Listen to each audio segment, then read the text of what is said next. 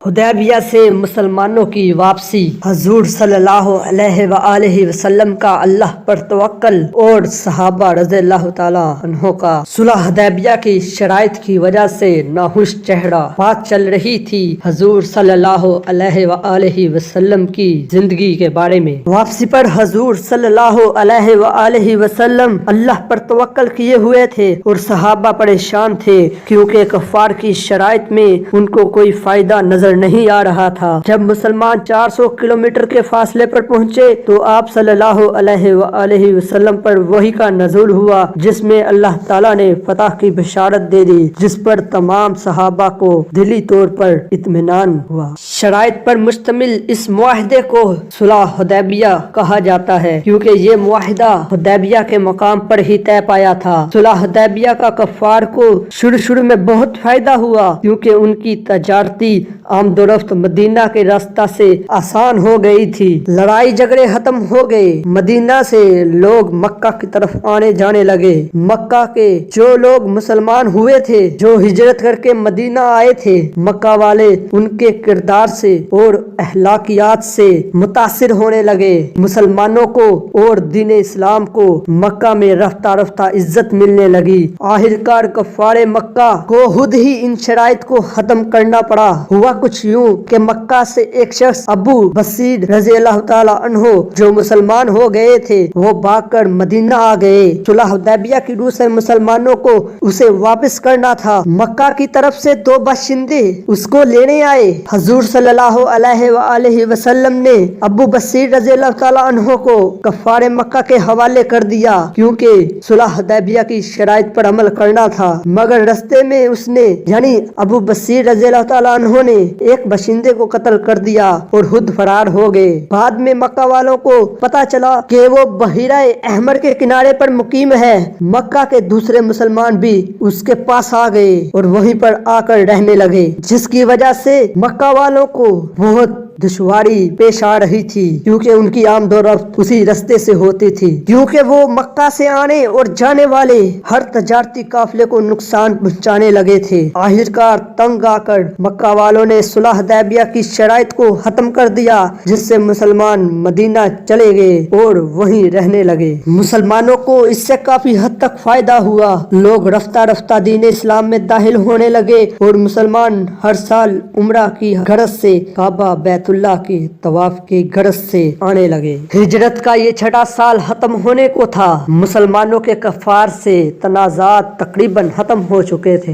نبی اکرم صلی اللہ علیہ وآلہ وسلم نے اشاعت اسلام کا دائرہ وسیع تر کرنے کے لیے بیرون عرب ممالک کو خط بھیجے۔ ان خطوں کو پڑھ کر بعد بادشاہ غصہ کرنے لگے، طیش میں آ گئے اور بعد نے اسلام قبول کر لیا، جن میں حبشہ کے بادشاہ نجاشی نے اسلام قبول کیا اور تحائف بھیجے، جبکہ ہرقل اور مقوقس جو بالترتیب روم اور مصر کے بادشاہ تھے اسلام قبول کرنے کے بعد حکومت کے لالچ میں مرتد ہو گئے۔ حسر پرویز شاہ ایران حارث شاہ غسان شروع سے ہی ایمان نہ لائے۔ حارث رومی حکومت کے ماتحت تھا، اس نے مسلمانوں پر حملہ کی تیاری کی جس کے نتیجے میں غزوہ تبوک پیش آئی۔ حضور نبی اکرم صلی اللہ علیہ وآلہ وسلم نے میثاق مدینہ کی خلاف ورزی پر بنو کنیکا کے جن یہودیوں کو آزاد کر دیا تھا وہ مدینہ سے 320 کلومیٹر شمال کی طرف جا کر خیبر کے علاقے میں رہنے لگے۔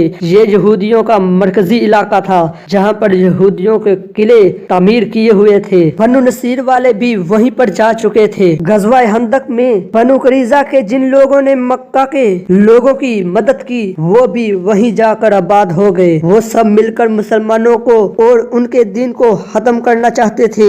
وہ سب مسلمانوں کے خلاف اٹھ کھڑے ہوئے تھے۔ ہجرت کا 7واں سال چل رہا تھا۔ حضور نے بادشاہوں کو دعوت نامے بھیجے۔ قلعہ خیبر کی طرف ایک صحابی حضرت عبداللہ بن رواحہ کو حضور صلی اللہ علیہ وآلہ وسلم نے بھیجا تاکہ آپ یہودیوں کے سردار اسیر بن رزام کو مسلمانوں سے باہمی مصلحت کے لیے مدینہ بلا لائیں۔ سردار اسیر بن رزام حضرت عبداللہ عبداللہ کے ساتھ مدینہ کی جانب روانہ ہوئے۔ راستے میں کسی حادثے کی وجہ سے وہ مارے گئے۔ یہودی پہلے سے ہی مسلمانوں کے خلاف تھے۔ جب یہ بات ان تک پہنچی تو انہوں نے جنگ کی تیاری شروع کر دی۔ حضور نبی اکرم صلی اللہ علیہ وآلہ وسلم کو جب یہودیوں کے اس رد عمل کا علم ہوا تو آپ نے 1600 صحابہ کا لشکر تیار کیا اور خیبر کی طرف روانہ کیا۔ یہودیوں کے 6 بڑے قلعے وہاں پر آباد تھے، جہاں پر انہوں نے 20,000 جنگجوؤں کو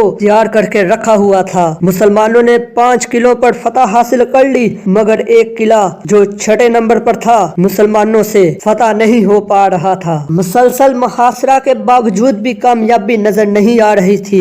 رات کو حضور صلی اللہ علیہ وآلہ وسلم نے فرمایا، کل ہم یہ قلعہ ضرور فتح کر لیں گے۔ کل میں ایک ایسے شخص کو علم دوں گا جس کے ہاتھ میں اللہ تعالیٰ نے فتح رکھی ہے۔ اگلے روز حضور صلی اللہ علیہ وآلہ وسلم نے علم حضرت علی رضی اللہ تعالیٰ عنہ کو عطا فرمایا۔ قلعے کا سردار جس کا نام مرحب تھا وہ خود ایک بہت بڑا پہلوان تھا۔ اس نے باہر آ کر مسلمانوں کو للکارا، جس پر حضرت علی آگے بڑھے، اس کے ساتھ جنگ کرنے لگے۔ اس نے حضرت علی پر 2 وار کیے مگر وہ ہالی گئے۔ حضرت علی نے پہلا وار کیا اور وہ سردار جاتا رہا۔ حضرت علی نے اپنی سیف سے اس کے سر پر وار کیا اور اس کے سر کے 2 ٹکڑے ہو گئے۔ تلوار اس کے سر کو چیرتے ہوئی اس کے دانتوں تک چلی گئی، جس سے اس کی موت ہو گئی۔ حضرت علی نے اس قلعے کے دروازے کو اکھاڑ کر باہر پھینکا۔ مسلمانوں نے جنگ کی اور فتح حاصل کر لی۔ اس قلعے کو